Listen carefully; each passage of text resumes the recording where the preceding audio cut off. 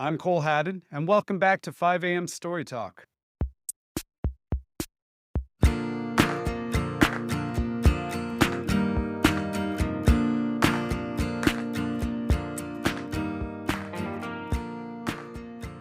Today's guest is a historian of science, author, and monster consultant. Yes, I said monster consultant.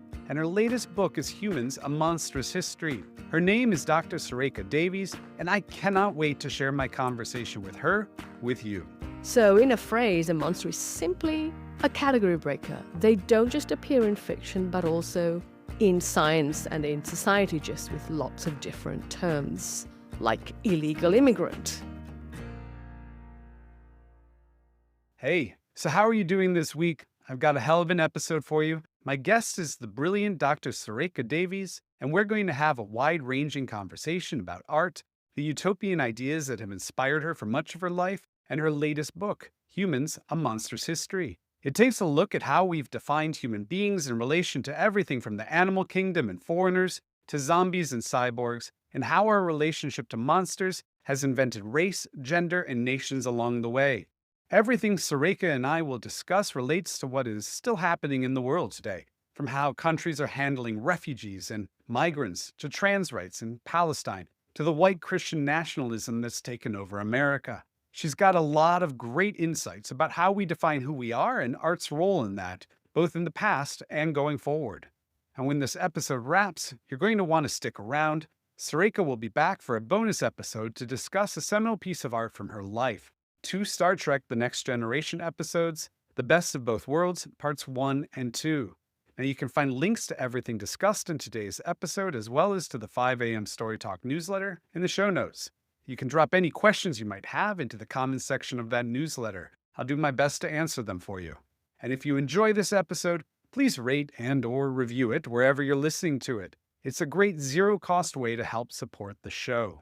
And now let me introduce you to the author of Humans, A Monstrous History, Dr. Surekha Davies. Welcome, Surekha. It's a pleasure to meet you. Thank you so much for being here today. Thank you for having me on. So you're in Paris on holiday at the moment. How's that going? I am. Combination of holiday and scoping stuff out for a new book project. There are enough museums to walk my legs off my body, which I always appreciate about this city. Is the new book project one that you know is happening, or one you're just researching because it could happen? You want to find out if it's going to be the book? Well, as a full-time, author type, I do need to, learn how to write books more frequently than I did as an academic. And I'm, lucky enough to have the run of a house on the edge of Paris, thanks to friends who live here.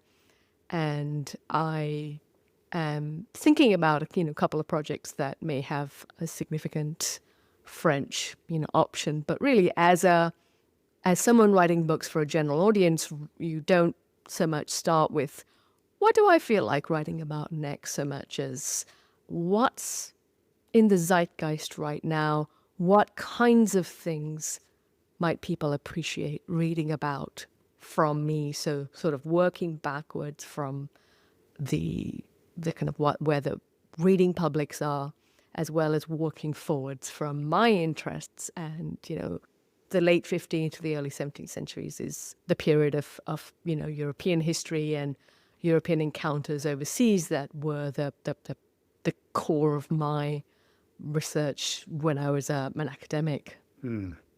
All of the scientists I know talk about how we're at an unprecedented point in history. They're terrified about, I guess, the assault on science coming out of the United States. How does it feel as a historian at the moment, and is what's happening in the U.S. reverberating out into Europe at the moment?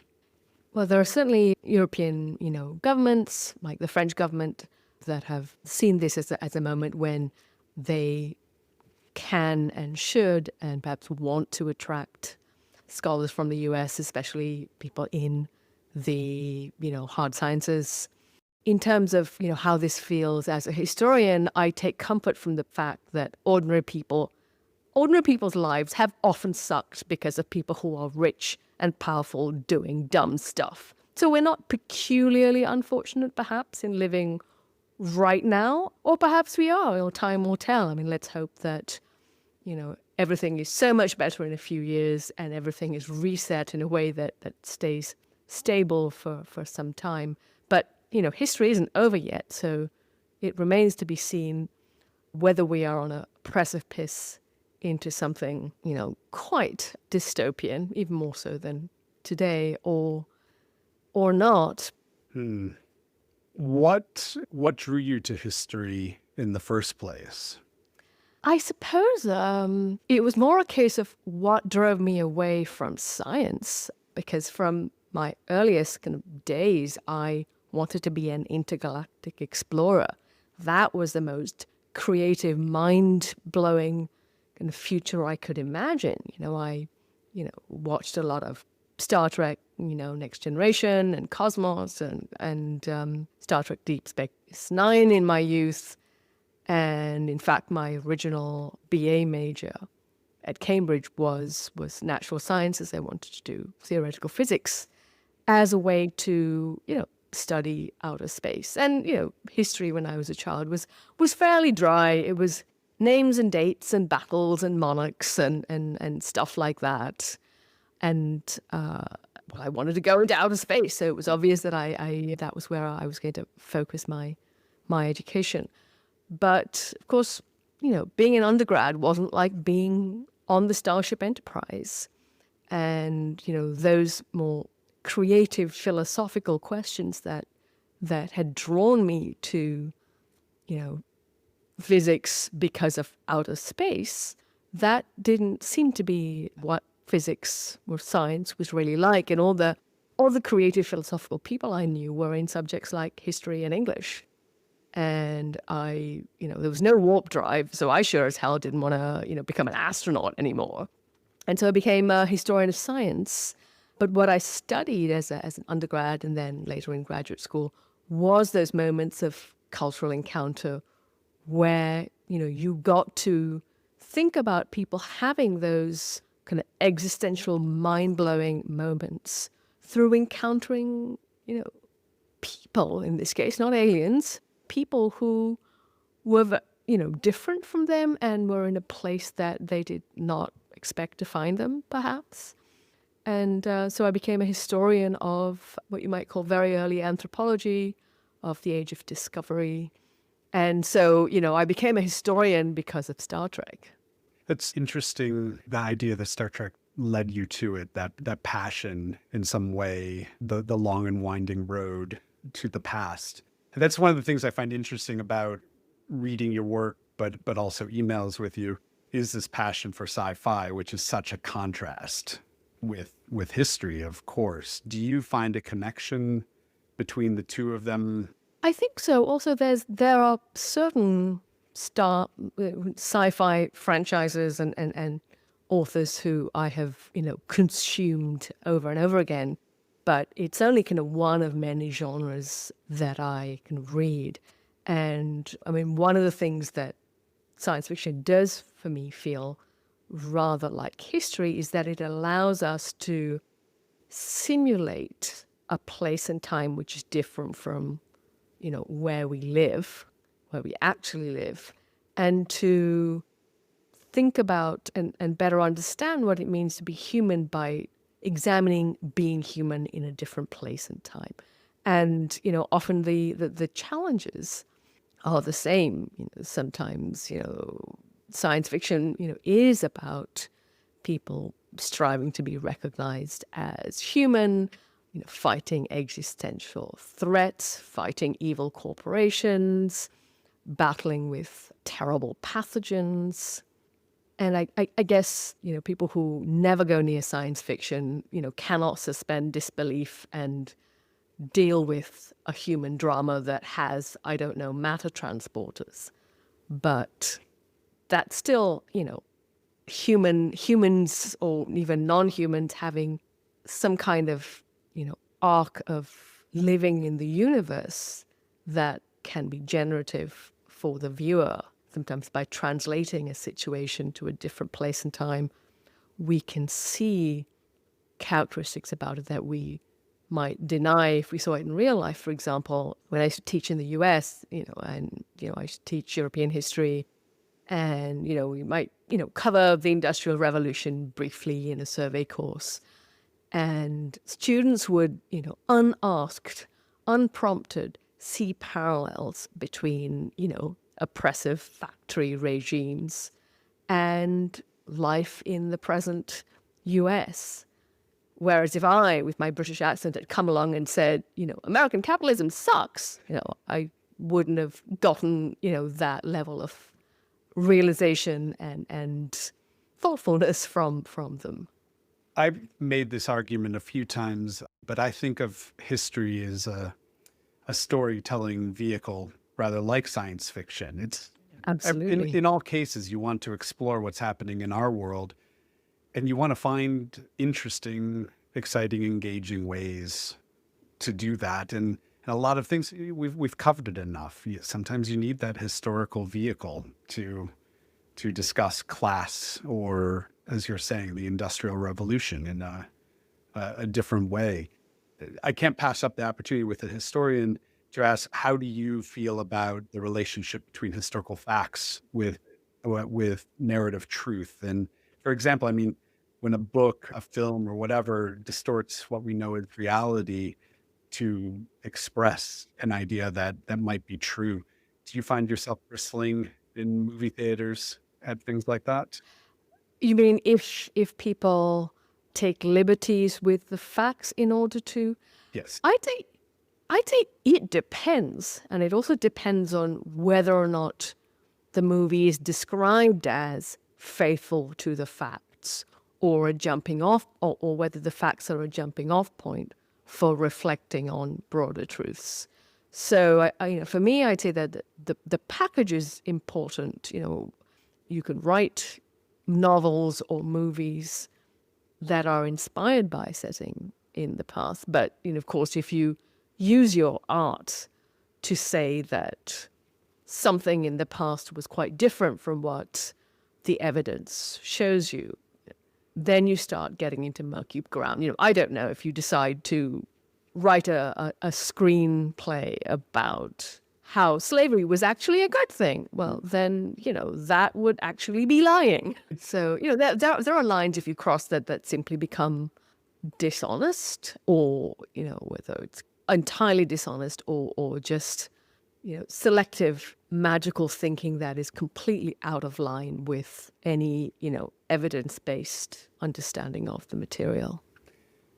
Many friends I know have very different points of view on this, the debate over something like Braveheart and how that distorts reality and possibly even borders on propaganda in many ways. Yeah. Well, I mean, when people go to the movies, they ought to appreciate that they're going to see a movie, they're going to see a story, and even if it's set in a particular time and place, it's a genre for imaginative storytelling, and maybe there's an issue of just information illiteracy behind people assuming they can go to the movies to know exactly what happened in the past. And I can't help but remember watching 12 Years a Slave in Connecticut with several of my nicest neighbors. They put it on someone's TV, and four of us watched it. And afterwards we had dinner, and each of my neighbors, they're all like white boomer ladies from the book club, which is all white boomer ladies and me. Each one of them came up to me separately and said, "You're the historian, so what did they exaggerate for the sake of the movie?" And I had to tell each one, well, no, actually, they couldn't have shown us exactly what slavery was like, because it would have been a heck of a lot worse. And I could see the cognitive dissonance there. And of course, on the one hand, they could appreciate that a movie and historical documents or there's no reason they will be identical, but they assumed that the movie was going to be more gruesome than reality. And then one of them, who was the child of diplomats in the Far East, said, well, when I was young, I thought of slavery as Gone with the Wind. They were good to their slaves. So there are propagandistic effects to movies, whether they were written that way or not. I've had this debate with a mutual friend of ours, Alex von Tunzelman, who insisted that the historical fact is still there. You can go find it. Whereas I'm perpetually concerned by how pop culture, how films in particular, because nothing moves culture or distorts reality quite like the moving image at that level, but how it confuses history and, in fact, can lead to something like MAGA because of the fact that if you don't even have a working understanding of your country's history because everything you watch is jingoistic propaganda, then of course you're going to expect its success to be jingoistic propaganda to match that fantasy in some way. Yes. And I think, I mean, I would also say that, there are things that are facts, but what they mean is by no means universally accepted. There were people in the past who actually lived and died. I mean, that's a historical fact. I suppose I would narrow down, what the kind of fact is to like mundane things that don't actually mean anything until you start connecting them to one another and asking why. A hell of a lot of, Native Americans died, in the 16th, 17th, 18th centuries. The why they died and why they died the way they died, this is where some people have a vested interest in denying the causal relationships between different things in the past. And I guess, movies, novels, education, television, social media, they're this, interlocking pieces of an ecosystem, but the foundations of, basic literary information literacy, just like functional verbal literacy, those things have certainly been eroded in the US for a long time. And then the effect of movies that maybe the studio owners who want to make as much money as possible maybe greenlight the kind of things that will feed into people's what they see as what people want to hear about themselves, their country, the world. I don't think anyone gets to say, well, they're not responsible. It doesn't matter if it's a scientist, building their whatever they're building and saying it's not my fault if it gets used as a weapon of mass destruction, any more than, studio bosses, green lighting things that are going to encourage people to activate their worst selves. Well, why don't we dive into this new book of yours, Humans: A Monstrous History, which is brilliant. It's a fantastic blend of history, anthropology, pop culture. I really loved how so much of it was colored by the art that clearly impacted you as a kid. And so can we start there, your childhood? Were you as fascinated by monsters as a kid as you are today? I was fascinated by extraterrestrials. Those were my, category breakers. They were beings who, I had not met but really hoped to. So it was all meeting Star Trek aliens, and also it was wishing the world were more like the Muppet Show, and that's probably my earliest memories. Watching the Muppet Show, which was really utopia for me. And now I look at the Muppet Show and think, well, yes, actually that is utopian. Because, here you have this kind of wonderful anarchic group of Muppets doing more or less whatever the hell they like. And there's only one grown-up at a time. And the grown-up doesn't get to call the shots. You can imagine that this would have been very appealing to someone who was 4 or 5. And, the grown-up isn't like looking at the Muppets and demanding that they behave more like grown-ups, but he's actually kind of looking at these monsters, if you will, that breaking the categories between human and animal. The grown-up guest, encounters these Muppets, and the emotion they feel is kind of wonder and joy. And I guess the kind of adult me is seeing kind of monster theory through that lens of a very different way in which people could respond to individuals and groups who transcend categories, or show how categories that for convenience or for historical reasons we see as discrete are actually, things that exist on a continuum. And so anyway, you have classification systems, whether it's in, science or in imaginative world or in society. When one comes across the examples that show your classification systems are too simplistic, what you then do next, what we then do that next is that's on us. We don't have to decide that people and groups are threatening simply because they show that we are not as different and separate from other individuals and groups as we might think. And there are so many narratives about human separateness in the foundations to the way the modern world operates. Fossil fuel companies wouldn't be the way they are, still, gaily burning fossil fuels rather than having transitioned to being energy companies offering, entirely different energy, if they really took account of the fact that our bodies don't end at our skin. We are affected by by the air, by the water. Climate change is not going to leave people unscathed. And so if you think of human and ecology as two separate things, then you're actually not appreciating how the human is really part of a continuum with the environment and other animals, whether it's our microbiome or our genes, through the geological ages. I'm going to ask you to define monster in a moment, but I want to point out or ask about, you're clearly very progressive as we define it. And you just said you were interested in extraterrestrials as a child. You mentioned utopia. What's that hunger for extraterrestrials? Was that sense of somebody coming to rescue us? Is it the need to somehow fix this madness? I think it was partly kind of intellectual curiosity. I mean, the going at the speed of light and encountering things that I could not even imagine. So that urge to discovery was very strong.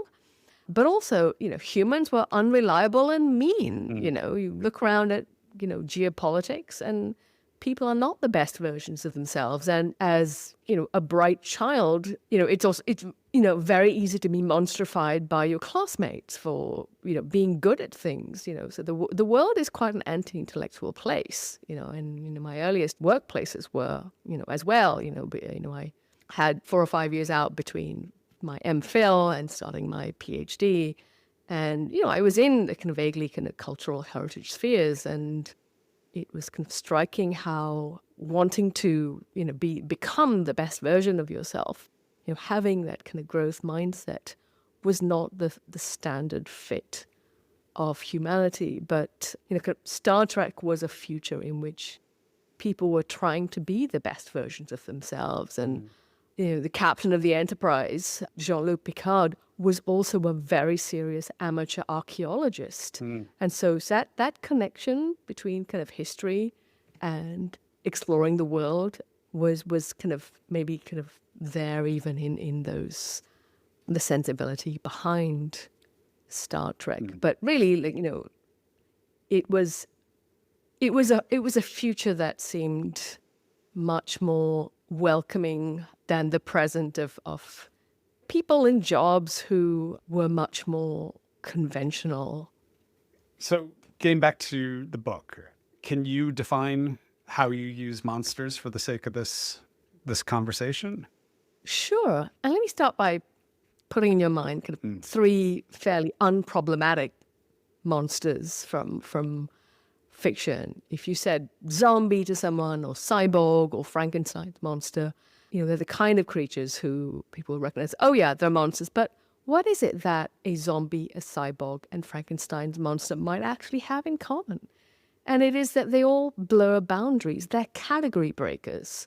The zombie breaks that boundary between dead and undead, or, being who has self-determination and is being managed by someone else. The cyborg is part machine and part human.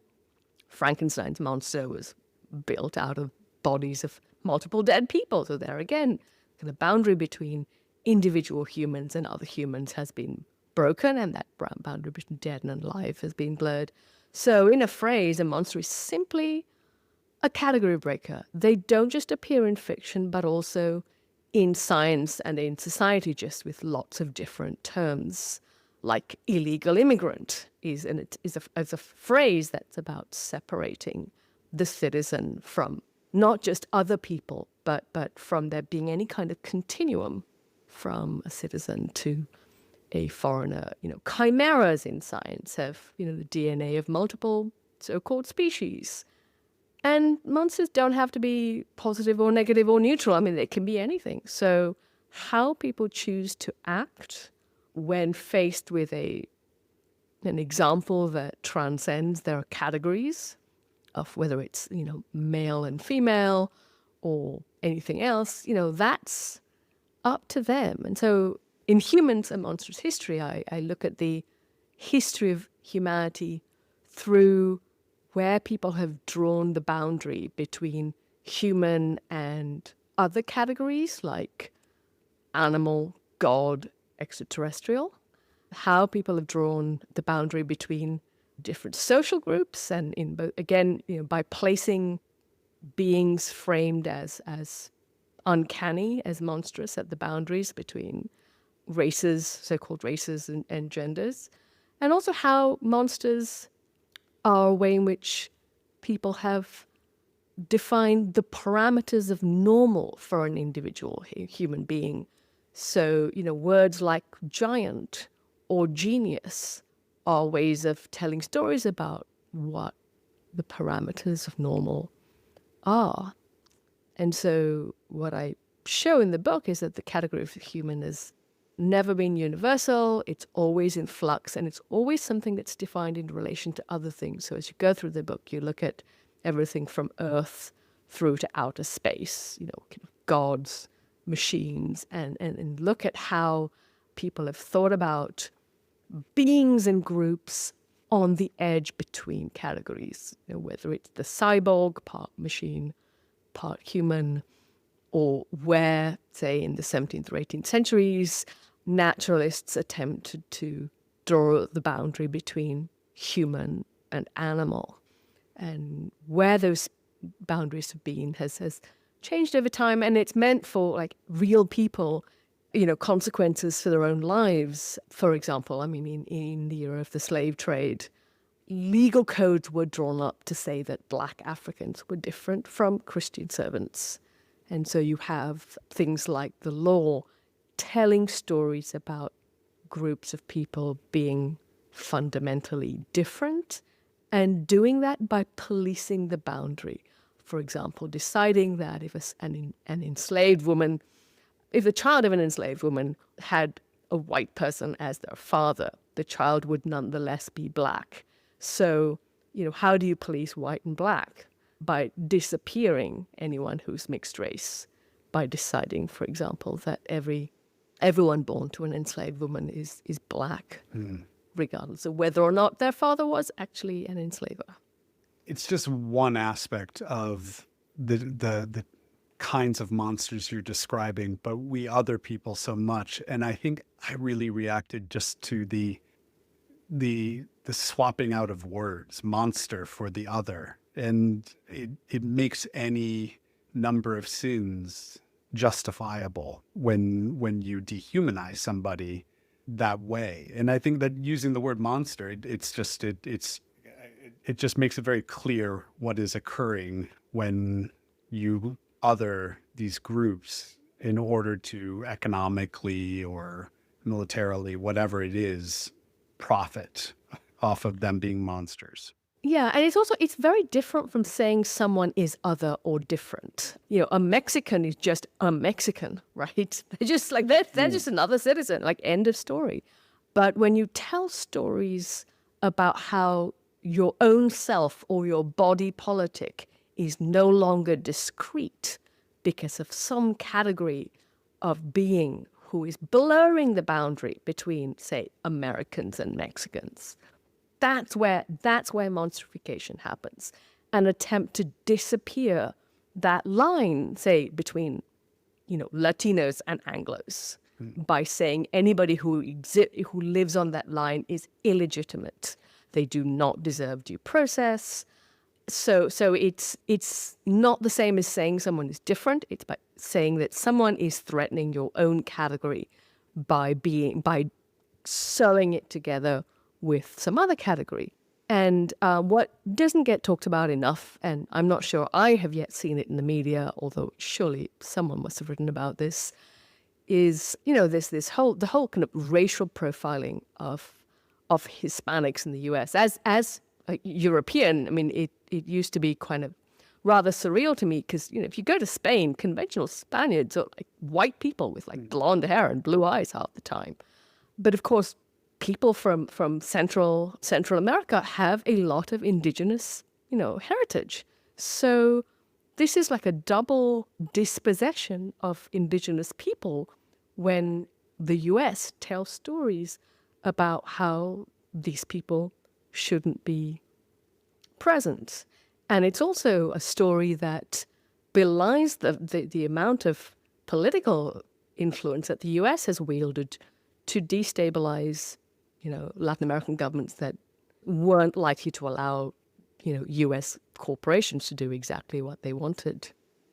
So a perpetual bugbear of mine is modern religion, which, like human beings, exempt themselves from nature, as you talked about, as special. To what degree has the concept of humans being in God's image, in particular, fundamental to most of our species' religious beliefs, contributed to your definition of monsters and monstrification? But also, I suppose, the tenet of Abrahamic religions that each of these groups are God's chosen in some way or another. Well, I'm not a comparative religions expert or anything like that. I wouldn't want to say either way whether, most people's religious beliefs today permit and assume, humanity as a kind of discrete type of being who gets to lord over everyone else.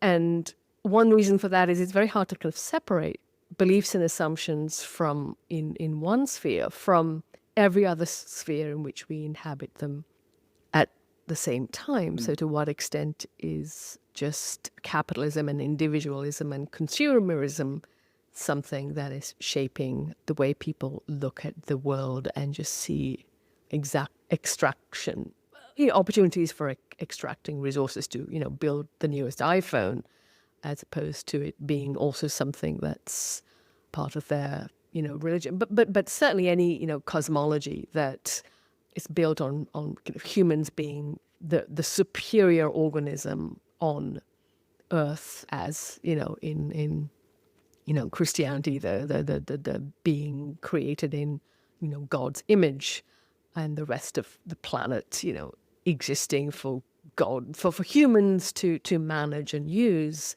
That does. I mean, certainly in the pre-industrial world, that was, one of the kind of assumptions that justified not just using the earth, but also dispossessing land of people who weren't using it the way you wanted to use it.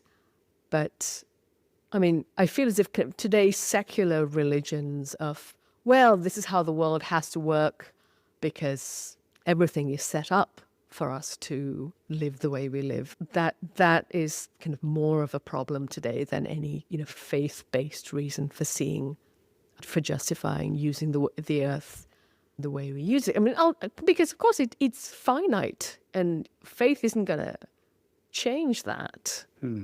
So part of my reason for asking that is one of the things I didn't find answered in your book, but which I'd love to get your thoughts on, is how much of everything from the North American slave trade to every other, these incredibly terrible large-scale acts of violence, how much of it was legislated by the morality, the sense of the other that we experience just as a culture, and how much of it was done to us by those who were in power who wanted to simply exploit those systems to create monsters for us to hate, so that at the end of the day, they could cash in on a million African bodies. So are you asking whether, to what extent monsterification was, I said, it was often a strategic act of Yes. storytelling? Organic to strategic. Right. I'm going to be an awkward historian and say kind of both, and they're Mm. intertwined. But to be a slightly less annoying historian, most people, didn't have power to affect a great deal of structural change on the ground. So, if you are looking, for example, at, laws being written in relation to the slave trade or indigenous dispossession, this is kind of individual people and groups of people sitting down and making choices. And, many of them were very religious. And Columbus was messianic. But of course, there were people who were abolitionists who felt that their faith demanded that they be so. And I think there are just these moments of contingency along the way where, maybe slightly different decisions could have been made, whether it's the Missouri Compromise or, exactly how you're going to count, populations as they join the Union. I feel as if there's contingency along the way, but if there's any kind of constant in history, is that when people have a lot of money, they subvert any kind of communal good. And so when you have plantation owners in Parliament, or today billionaire tech bros, they have the means with which to serve their greed and become the worst versions of themselves. And, who knows what the ordinary person on the street would have done in their place. So I guess I'm going to be that annoying historian and say, well, but I do think, all of those powerful people making choices absolutely have choices. They weren't driven to it by religious propaganda in their minds, because for a start, a number of those appalling things, there was not universal, support for them. Certainly not from the people they were oppressing, or I don't think they could really look them in the eye. And it's an interesting thing. We still see that today. I mean, in people being called human animals. And Gets used a people lot. kind of channeling. With Sorry? It gets used a lot with several current events. It gets used. And so it's a very complicated, it's political, it can be religious, it's kind of psychological.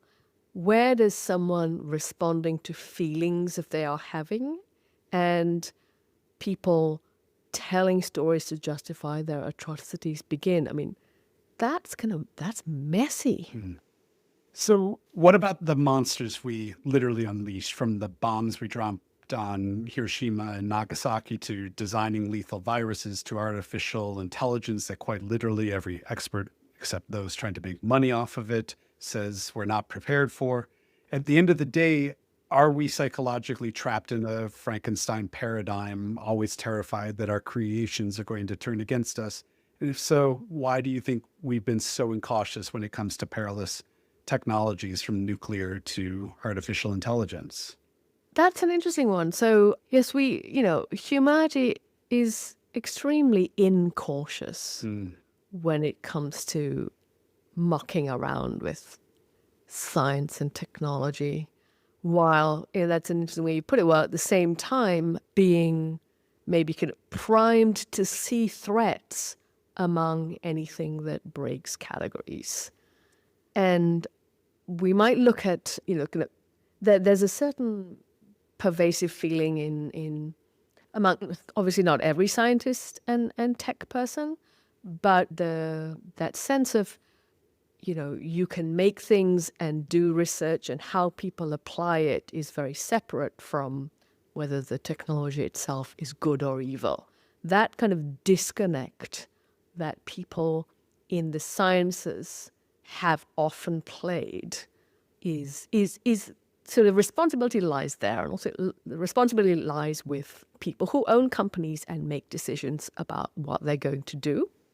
At the same time, there are technologies that, and pure scientific inquiry, and things people were trying to figure out where they really couldn't have known quite what was going to come of them later. I mean, I don't remember the exact details of the German Jewish chemist Fritz Haber's experiments into creating fertilizer, so that you didn't just need animal poop to fertilize fields. You make artificial, nitrogen compounds, but that, fertilizer would then become, turn into nerve gas in the First World War. And again, I'm not a First World War historian, but I think if your country's at, war, people try and make things to help the country win. And of course, then those biological weapons would then be kind of turned into kind of Zyklon B, and Jews were gassed using the thing that began as fertilizer. So I don't want to just claim that it's everything is Alfred Nobel's fault, or everything is the fault of people just kind of figuring out in physics how matter works. But every so often, there is a line cross, and people who fund things, especially with goals, they are doing that for their own, financial gain, or to murder other people.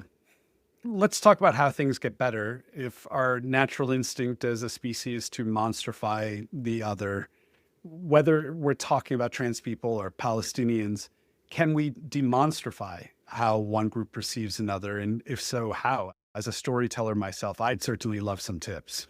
Humans do know how to think on a continuum, on a spectrum, and not merely with fixed categories that they police like their lives depend on it. I mean, just think about the electromagnetic spectrum and how we think about light and color.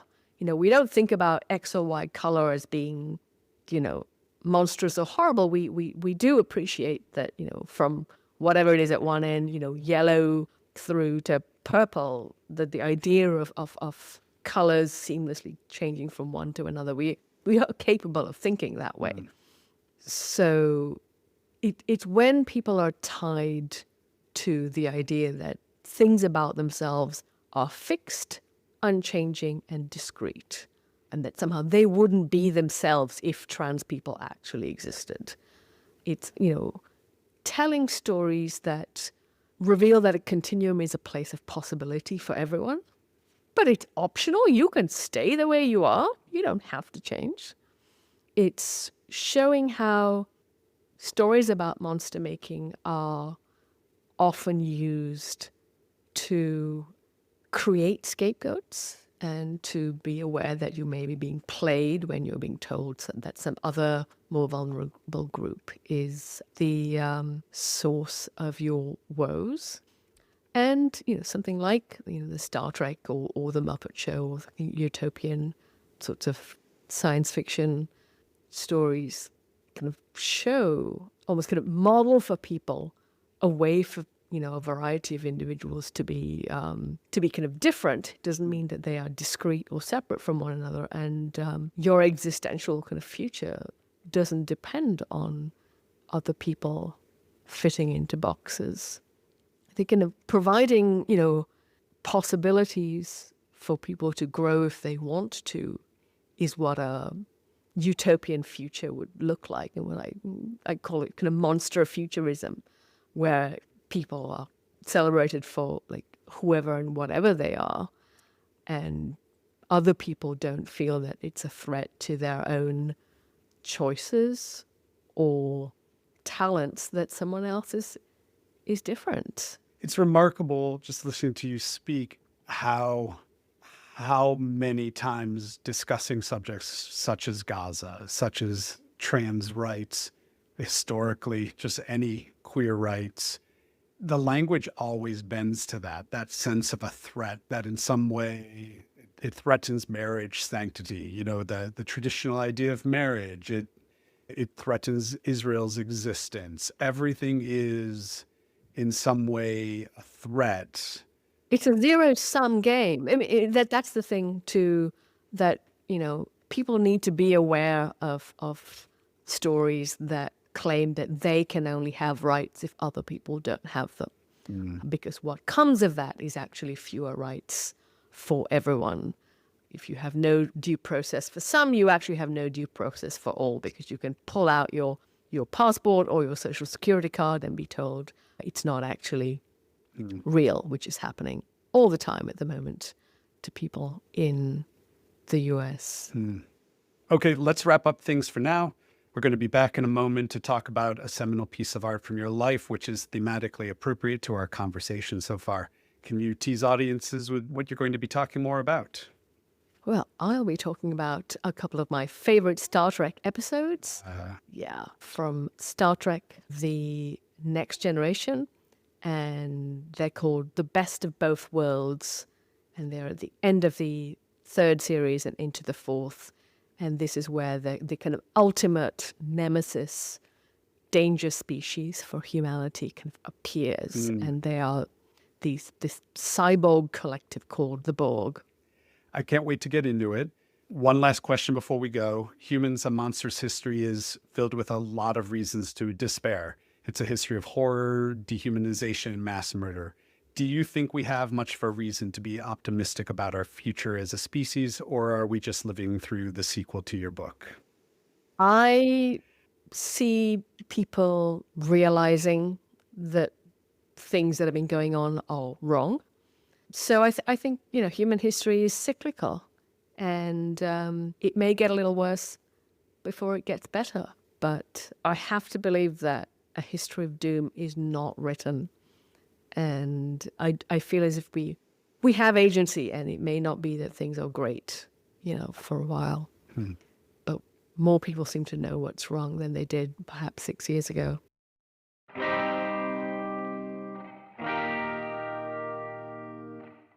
As for the rest of you listening today, thank you so much for spending your time with me here at 5 a.m. Story Talk. Don't hit stop yet, though. As I promised, there's a bonus episode to come.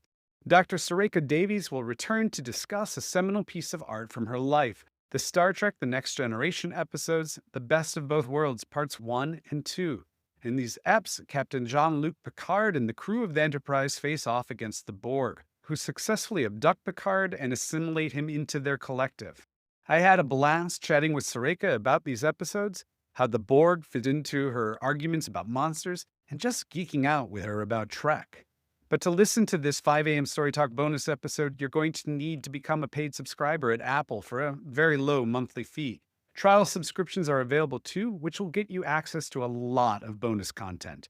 Alternatively, you can head over to the show notes and subscribe to my 5 a.m. Story Talk Arts newsletter, where you'll get access to all my podcast episodes early, including every bonus episode like this one.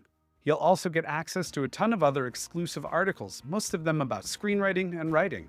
Most importantly, your support helps make 5 a.m. Story Talk possible. Thanks again for being here, Story Talkers. I'm grateful to have this opportunity to try to make sense of our world, a little at least, with your help. I'll see you soon.